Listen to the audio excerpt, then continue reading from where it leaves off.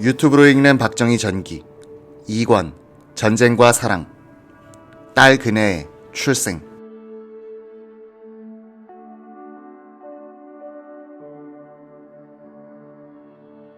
(1952년) 여름 전선은 38도선을 따라 교착되어 쌍방 100만 명이 넘는 중무장한 군대가 서로를 비벼대고 지디기는 고지쟁탈전을 되풀이하고 있었다.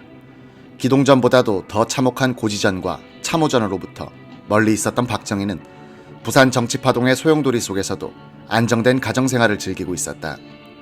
그가 1952년 7월 2일 밤에 쓴 영수의 잠자는 모습을 바라보고라는 시가 있다. 밤은 깊어만 갈수록 고요해지는군. 대리석같이 하얀 피부, 보국한 백합과도 같이 향훈을 뿜는 듯한 그 얼굴, 숨소리 가늘게 멀리 행복의 꿈나라를 거니는 사랑하는 나의 아내, 잠든 얼굴 더욱 예쁘고 평화의 상징, 사랑의 권하여. 아, 그대의 눈, 그 귀, 그 코, 그 입.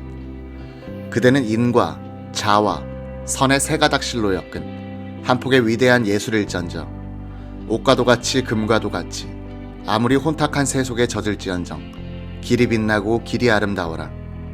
나의 모든 부족하고 미흡한 것은 착하고 어질고 위대한 그대의 여성다운 인격에 흡수되고 동화되고 정착돼 한계 사나이의 개성으로 세련되고 완성되리.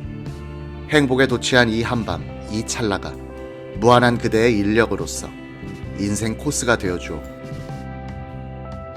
그대 편히 잠자는 모습을 바라보고 이 밤이 다 가도록 새날이 오도록 나는 그대 옆에서 그대를 보고 앉아 이 행복한 시간을 영원히 가질 수 있도록 기도하고 있다. 아내에 대한 존경심에 가까운 사랑을 소박한 시어로서 고백한 이 글을 읽어보면 박정희는 유경수로부터 일종의 모성애까지 느끼고 있었던 것 같다. 박정희의 행복감을 더욱 충만시켜준 것은 이때 생후 5달이 된 딸 그네의 존재였다. 그 전해 유경수는 그네를 임신하고 입덧을 시작하자 마음을 진정시키기 위해서겠지만 틈만 나면 빨래를 했다고 한다. 손가락 끝이 갈라질 정도였다. 밤에는 털실로 뜨개질을 하여 아기 옷을 미리 짜뒀다. 1952년 2월 1일 저녁, 대구시 삼덕동 셋집에서 유경수가 산통을 시작했을 때 처제 유계수와 장모 이경량은 집에 없었다. 박정희는 산파를 불러 안방으로 들어가게 한 다음 옆방에서 초조하게 담배를 피우면서 아내의 신음소리를 듣고 있었다.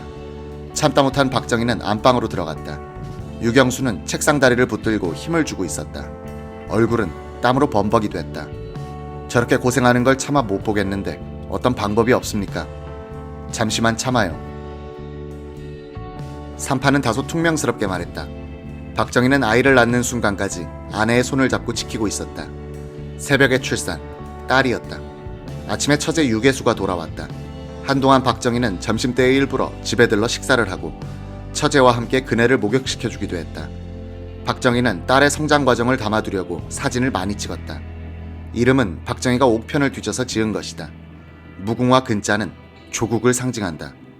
박정희와 이혼한 김호남 사이에서 난 첫 딸 재옥은 이 즈음 고향에서 살면서 주로 편지로 아버지와 대화를 나누고 있었다. 박정희의 조카 박재석의 집에 살 때 재옥은 아버지에게 원망하는 편지를 자주 썼다.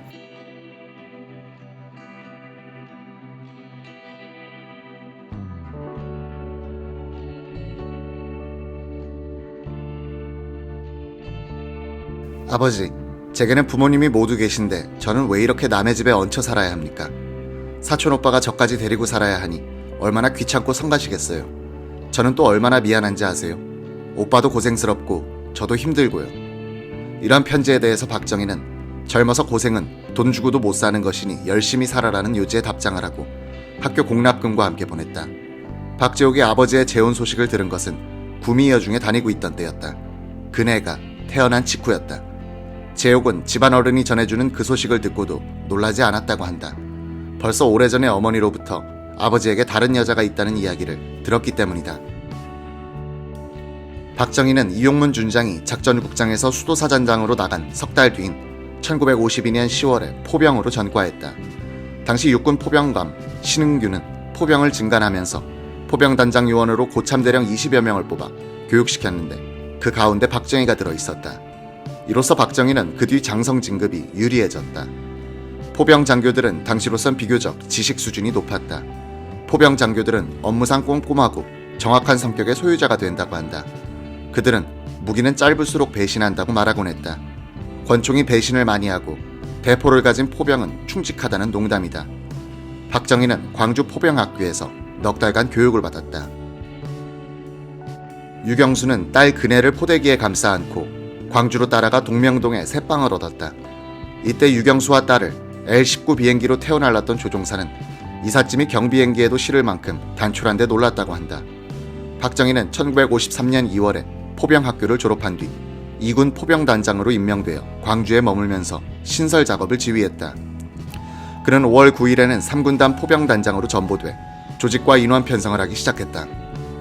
구사단 창설 때도 산파역을 한 적이 있는 박정희는 조직하고 건설하는 일과는 인연이 많은 사람이었다. 1953년 6월 24일 오후 당시 대구에서 영남일보 주필로 있던 시인 구상에게 박정희 대령으로부터 인편으로 연락이 왔다. 오늘 오후 이용문 장군이 남원에서 대구로 날아온다고 하니까 퇴근하지 말고 기다렸다가 우리 셋이서 한잔하자는 요지였다. 당시 이용문 준장은 남원에 사령부가 있는 남부경비사령부 사령관이었다. 군과 경찰을 지휘하여 지리산에 공비토벌을 하고 있었다. 이용문 장군은 작전국장에서 수도사단장으로 전보돼 석 달간 수도고지 전투를 치르고 1952년 10월 20일에 남경사 사령관으로 부임했다. 수도고지는 강원도 금성군에 있는 해발 600m의 작은 산이었다. 전략적으로는 큰 중요성이 없다고 판단된 이 고지를 중공군이 빼앗아가자 격전이 벌어졌다. 이용문 사단장은 이 전투에 열심을 내지 않았다. 그는 이 정도 고지에 이런 출혈을 할 필요가 과연 있는가 하는 회의를 가졌던 것 같다.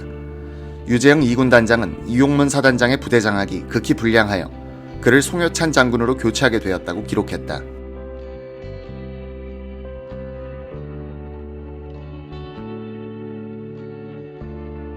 (1953년 6월 24일) 밤 대구 영남일보 주필 구상은 이용문의 도착을 기다리고 있다가 박정희 대령으로부터 전화를 받았다. 이 장군이 탄 비행기가 추락하여 사망했다는 요지였다. 반내미 자식아, 죽긴 왜 죽어? 이런 말이 무심코 튀어나왔다. 이용문 남부경비사령관은 이날 오후 내키지 않는 기분으로 남원에서 비행기에 올랐다. 이 장군이 이렇게 날씨가 나쁜데 뜰 수 있겠나 하고 조종사에게 물으니 조종사는 운봉만 넘으면 대구까지는 훤히 뚫렸습니다 라고 했다. 이용문은 부사령관 유해준 대령과 바둑을 두다가 느릿느릿 비행장으로 향했다. 빗방울이 떨어지고 있었다. 유해준은 한참 있다가 비행기가 이륙하는 소리를 듣고는 이 장군이 비행장에서도 상당히 지체했구나 라고 생각했다. 저녁 식사 중인 유해준에게 경찰로부터 연락이 왔다. 운봉고개에 비행기가 추락했는데 죽은 사람은 미군인 것 같다고 했다. 그는 아차 하는 생각이 들어 대구 비행장으로 연락을 해보니 이용문의 비행기는 도착하지 않았다는 것이었다. 경찰은 키가 크고 피부색이 하얀 이용문을 미군으로 오인한 것이었다. 25일 아침에 현장에 도착한 이용문의 장남 이건계에 따르면 비행기는 논두렁에 기체해 앞부분이 처박혀 있었다고 한다. 이용문은 뒷자리에서 죽어 있었다. 조종사도 사망했다. 이용문은 그때 37이었다. 이용문이 살아있었더라면 박정희는 그를 추대하여 쿠데타를 했을 것이라고 말하는 사람들이 많다. 자존심 강한 박정희가 진심으로 복속한 거의 유일한 인물이 이용문이었기 때문이다. 그 뒤 이용문의 유족에 대해 박정희는 따뜻한 배려를 아끼지 않았다. 대통령이 되기 전까지 박정희는 이용문의 기일이 되면 꼭 유경수와 함께 미망인 김정자 여사의 집에 들러 한참 생각에 잠겨 있곤 했다. 자신도 가난에 쪼들리고 있으면서 돈을 모아 유족의 생활비를 보태주었다. 5.16 뒤 대구 근교에 있던 이용문의 묘소를 수유리로 옮기는 이장위원회의 위원장이 박정희 최고회의 의장이었다. 이용문의 동상을 세울 때 돈을 모으기 위해서 연고자들에게 취지문을 보냈는데 박정희 구상 명의로 되어 있었다. 육군사관학교에서 매년 주최하는 이용문 장군배 쟁탈 승마대회는 기병장교 출신인 이용문을 기리기 위한 것인데 이 행사도 박정희 대통령의 적극적인 후원으로 이루어졌다. 장남 이건계 검사를 불러 청와대 비서실에서 근무하게 한 뒤 31살에 서울시경 국장으로 내보낸 것도 박정희였다. 박정희 대령은 1953년 7월 휴전 직전에 광주에서 창설한 3군단 포병단 요원들을 데리고 강원도 양구로 이동했다. 당시 군단장은 강문봉 소장이었다.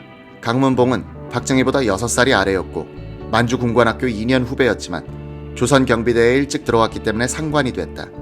박정희는 상관 대접을 깍듯이 했지만 속이 편하지는 않았을 것이다. 1975년에 강문봉은 정일관 대통령 추대 사건에 연루돼 술해죄로 구속되고 징역을 살았다. 이 사건은 정일관, 강문봉 콤비에 대한 박정희의 의심을 이용한 사람들이 정치적으로 조작한 것이었다. 3군단 포병단장 시절 박정희의 전속 부관은 새 박사로 유명한 원병호 중이었다. 원 교수에 따르면 박정희는 포병단에 파견된 미군 고문단과는 사이가 매우 나빴다고 한다.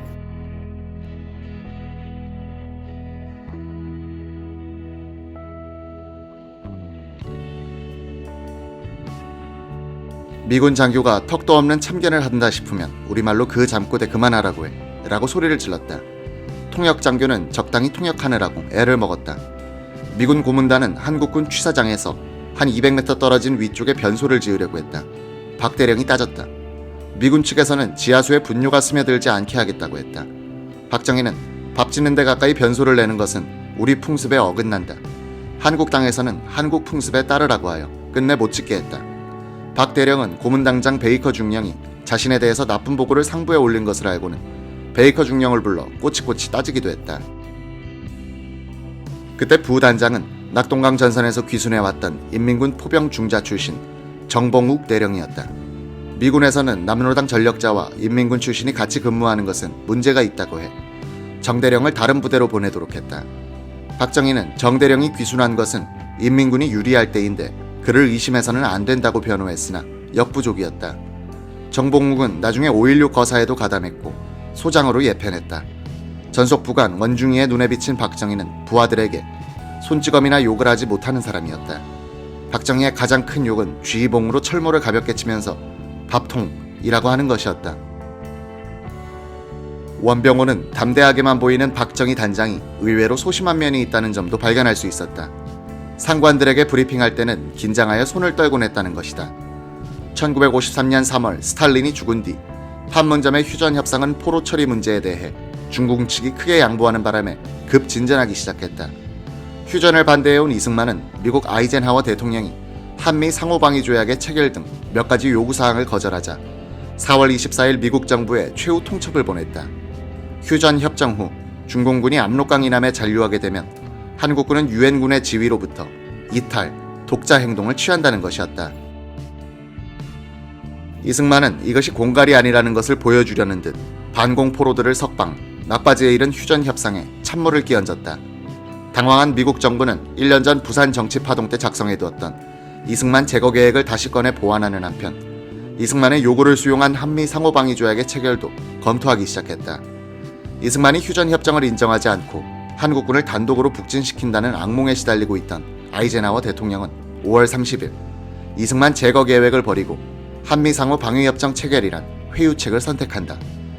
1년 전 부산 정치 파동 때 미국 측이 희망했던 대로 친미적인 장면이 새 대통령이 되었더라면 이렇게 골머리를 썩이지 않아도 되었을지 모른다.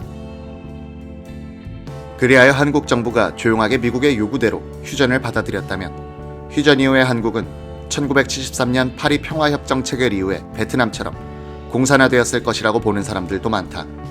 아이젠하워 정부가 단독 북진이란 시한폭탄을 쥔 이승만을 달래기 위해서 체결한 한미 상호방위 조약과 주한미군의 계속 주둔은 결과적으로 미국의 국익에도 도움이 되었다. 그렇게도 이승만을 미워했던 미국은 지금에 와서는 이승만의 그 악착 같았던 도전에 대해서 감사하고 있을 것이다.